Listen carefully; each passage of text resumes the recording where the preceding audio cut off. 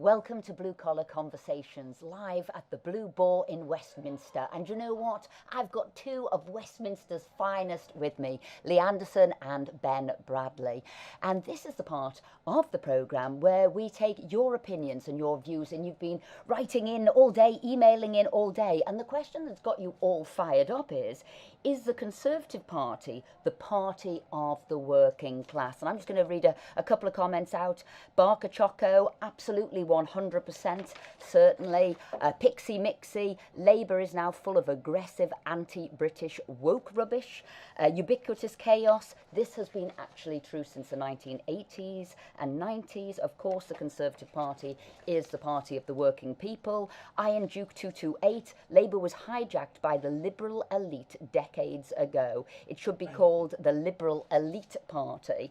Dave Madley 758, I don't agree with Esther on all of her politics. Well, if you don't agree with me, you don't agree with Lee and Ben either. But what he did say is, but I totally agree with what you're saying now. The unions don't want the people to be involved in their agenda. They've got their own. So we've got Linda Hodgson too, saying the exact same thing, brought up in a Labour family, but she saw the right way. And who have we got? This Mikey 20. Labour was infiltrated years ago by left-wing intellectuals who only wanted power and didn't give a fig about the working class. So lots of people saying that. But Lee, I've got to start with you, because what a journey you have been on.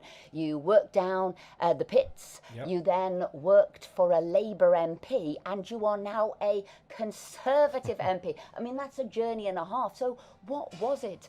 What was it that made you change? Why come over to the Tory side? Was it Brexit? Was it other things?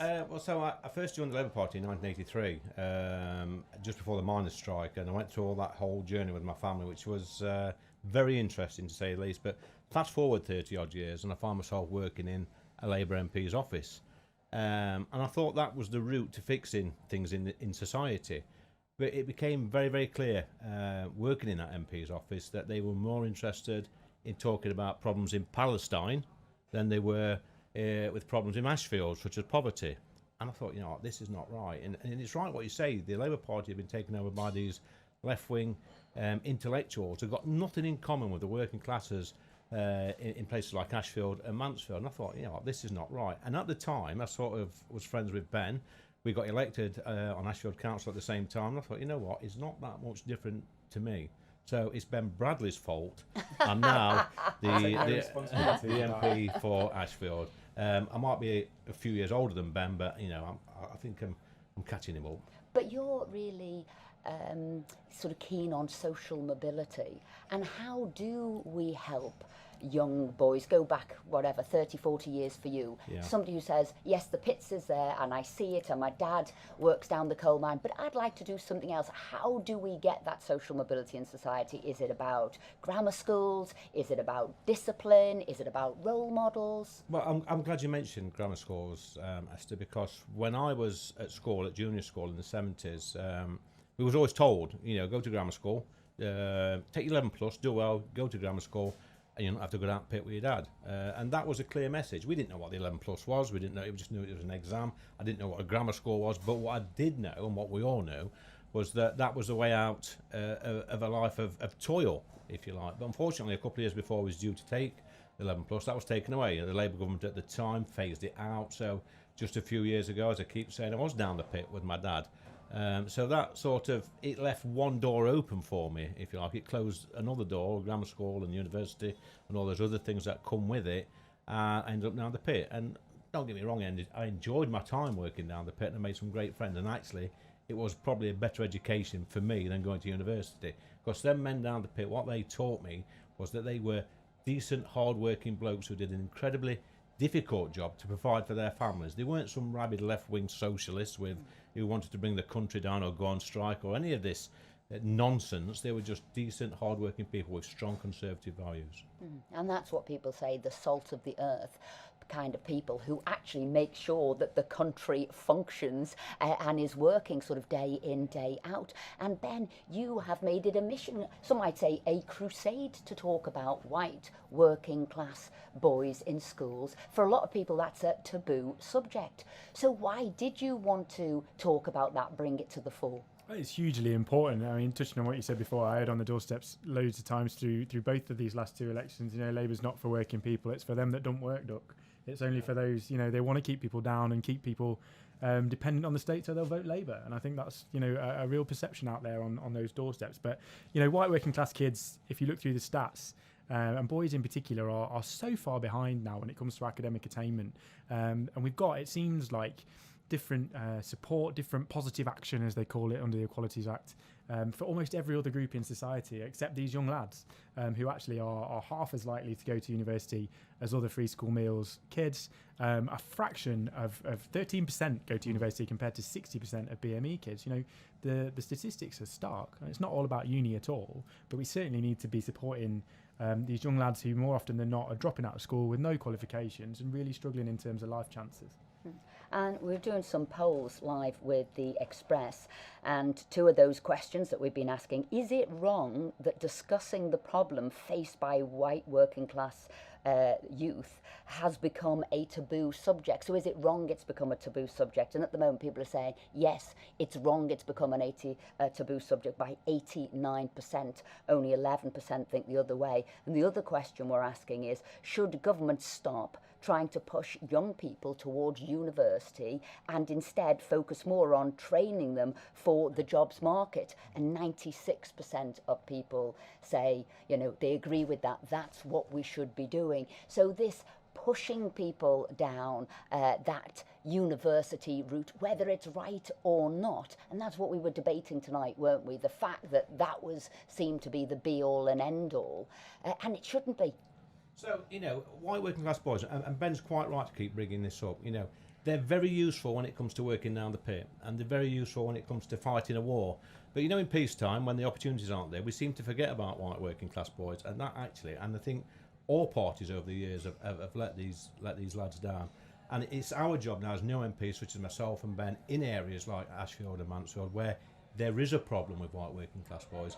It's up to us now to step up to the plate and work with training providers, work with industry, work with government to try and provide a clear pathway so they can see a path, they can see the opportunities. And should government look at it from the other point of view?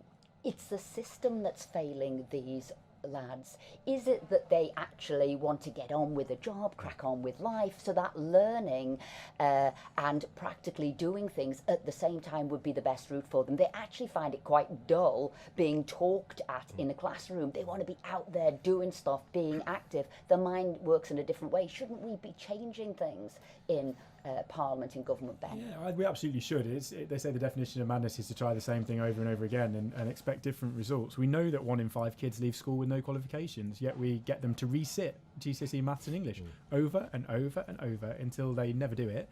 But we don't change the system. We don't recognise that we need to do something different for those kids. And frankly, we rarely talk about culture when it comes to white working class communities or outside of a BME discussion, but there is a working class culture, and it's different to other places. It's different to London, and we've never quite engaged with what is it that these lads, it's not just lads, it's kids across the board, what is it they want to do, what is their aspiration? And we're very guilty sometimes of imposing our own aspirations of university and whatever onto people who don't necessarily want that.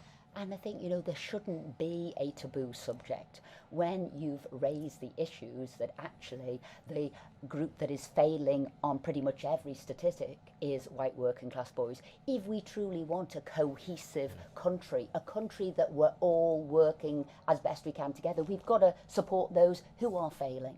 Absolutely. And, the statistics don't lie.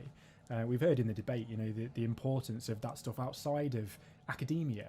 Where are these kids from the most disadvantaged backgrounds getting their cultural capital, as was the phrase that was used?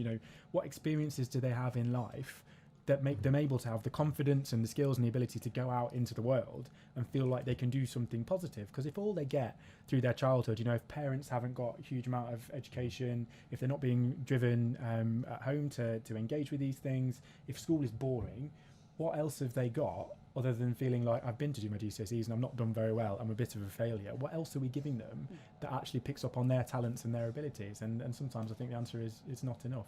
We've got Alex Waddington has written in, and he says, and he picks up a different point, how can you ensure that working class talent have the access to devices and data, and they don't get left behind in this digital divide, and households that don't have multiple sort of iPads if they're going to be taught at home? Absolutely right. I mean, we're living in a digital age, and Ben touched on it early about talent in this country, and the Prime Minister is quite right as well when he says that talent is spread evenly across the UK, but opportunities are not. And we have to make sure that we provide the opportunities. And IT and the digital age is something I think traditionally in working class areas like mine and Ben's, we've lagged behind a little bit. And, I go into schools now, and they're still a little bit behind. And that's a problem that we've got to solve down here in Westminster, to make sure that our children, our young people, our colleges, our schools have all the IT equipment that they need. And especially in this online age now, we need to make sure that kids can access that from home as well. I was talking to a teacher this week who told me from literally the most disadvantaged school in the entire county of Nottinghamshire, who said, we've been given loads of laptops, but parents won't take them home because they don't want the responsibility of looking after them. They'll get nicked, they'll get sold, they can't use them. 25% of parents at this school are illiterate. So how are they going to use laptops? And I think sometimes, we talk about the kids that are benefiting from better education and attainment-wise, we're doing far better. But there's this group at the bottom who are still really struggling that we really need to recognise. So we need to make sure in our infrastructure that we get the broadband across to everybody. But at the same time, when we've done blue collar conversations on our podcast about what the kids need to be doing now, they say get them back into school for the reasons you're talking about, Ben. If the parents at home can't help them, if they're both out working or if they haven't maybe got a great education themselves, we need children back in school getting the education that they so rightly deserve. Now I've got Dennis Williams here, and he said, I came from a pit village in Yorkshire. At age 18 I should have voted Labour. Everybody I knew voted Labour. I didn't. I voted Conservative, have done all my life. I didn't in 2017, but I did again in 2019 because he believed in democracy, the vote of the people, and that was obviously the Brexit vote. Yeah, I think that sort of resonates with my area. If you look at the referendum result in 2016 and then compare that with the general election result last December, if you look area by area and by constituency, it sort of replicates itself. So I knew in December, with knocking in Mansfield, knocking in Ashfield, I knew that result was coming. We could see it coming. I expected 100 majority actually, but I think the Brexit party sort of robbed us of a few seats up in the north, northwest, northeast. So yeah, I mean it's not rocket science. People were fed up. 4 years of stalemate, and at the end of the day, it was get Brexit done and vote Conservative. And it's nothing what I did. I was very fortunate. I rode a perfect political storm. And when we had that, literally that sort of political earthquake, when we had that red wall collapse and now a blue wall, many say we've lent you the vote, Conservative Party. You must now do that levelling up agenda, everything we're talking about, engaging with all these different regions.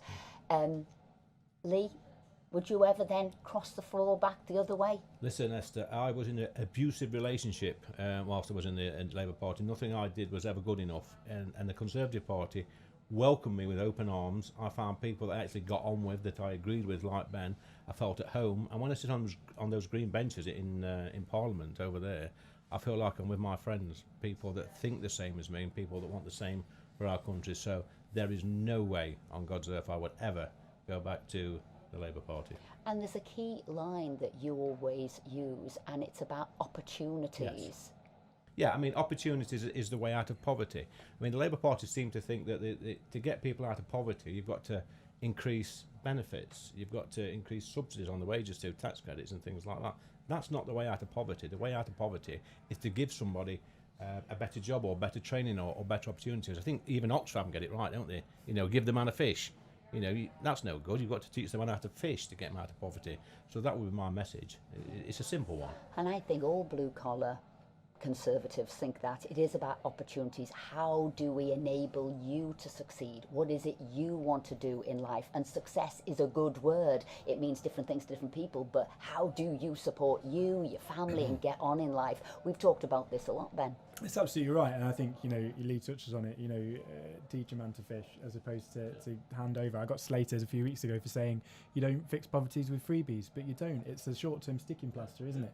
And you're covering the cracks. What we actually need to do is look at that structural issue that's preventing, as the PM says, that equality from being spread equally around the country. And we do that, in my view, and that's why the debate focused on it tonight, through education, through skills, and helping these young guys to have that aspiration and potential. And that focus there, which lots of people have written in about, is you shouldn't be pushing every child to a university. They should be doing technical skills, apprenticeships, doing something different, because everybody is different. How do you appeal to their talent? Yeah, and the Secretary of State is getting this right at the minute, in fairness, and I think a big focus around FE and vocational technical learning at the minute, as opposed to university, where we know the outcomes increasingly aren't delivering on the promises that we're making to these young guys heading off to uni, thinking it's going to be better jobs and more money, and it just isn't for so many of them. But there are so many out there with other talents and where we've supported them in the right direction, and they'll do well. And that's another issue at the moment. University, the pupils who've gone to university are saying, what is this all about? They're now asking, in this age of COVID, are we getting value for money if we're doing it online? I see here now could be a massive change in that university education. Will people want to go there? Will they say, actually, value for money, what's the outcomes? Could we get it cheaper online through an open university degree, paying £1,000 rather than £9,500? I think you're right, Esther. I think COVID has changed a lot of things. It's like a big reset button, really. COVID is. We're all going to behave differently after, whether it's education, whether it's work, whether it's training, whether it's politics. So we're all going to change, and I think that's a good point. University people all think twice now, especially those in the first year that's been robbed a little bit of the time. So, yeah, I think moving forward, as a government, we need to make sure that we spot the potential in young people. We do it at football. Football scouts do it. They pick the best footballers and then send them to a football academy. Why can't we do that with the best scientists or the best teachers or the best physicians? We should be able to do that. And that's what we're looking to do here. That's why we've come live today. That's why we're doing our Blue Collar Conservatism Conference. Well, that's it for us in this live section tonight. We'll be back tomorrow with the conference. We're out in Sedgefield. Interestingly now, a Conservative seat, Paul Howell's seat. It was Tony Blair's, but it all changed in the December 2019 election. And we will be live at the end of the day. The debate tomorrow is made in the UK and levelling up. Do you think we should be supporting each other by buying British and making sure things are made in the UK?